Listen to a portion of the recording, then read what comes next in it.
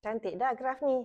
Bolehlah hantar. Ramai pelajar fokus kepada graf yang cantik. Macam ni.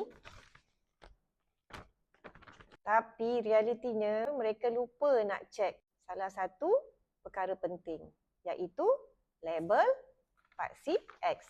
Macam ni.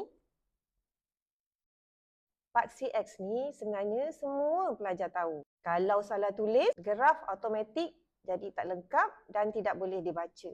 Ingat prinsip penting ni. Selain daripada tahun, label paksi X juga boleh ditulis mengikut kategori. Semuanya bergantung kepada data.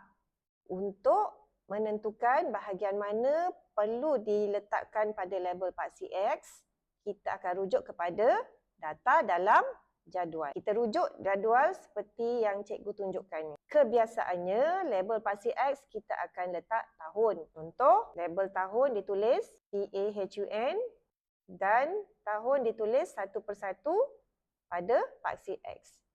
Dalam bentuk soalan lain pula, tahun tidak ditulis pada label paksi X, tetapi maklumat lain yang lebih sesuai untuk diletakkan pada label paksi X. Contohnya, negeri. Dalam jadual ini, negeri Pahang, Kedah, Johor dan Kelantan.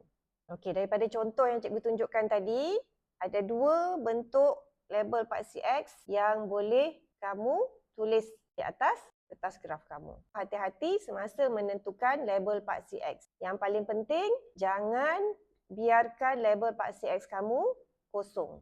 Perlu ditulis dan semak sebelum hantar.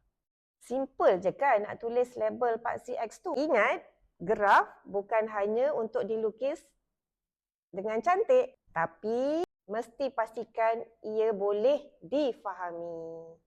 Label paksi X lengkap, graf anda selamat. Okey, jumpa lagi dalam Sembang Pengajian Am bersama Cikgu Zalina. Bye!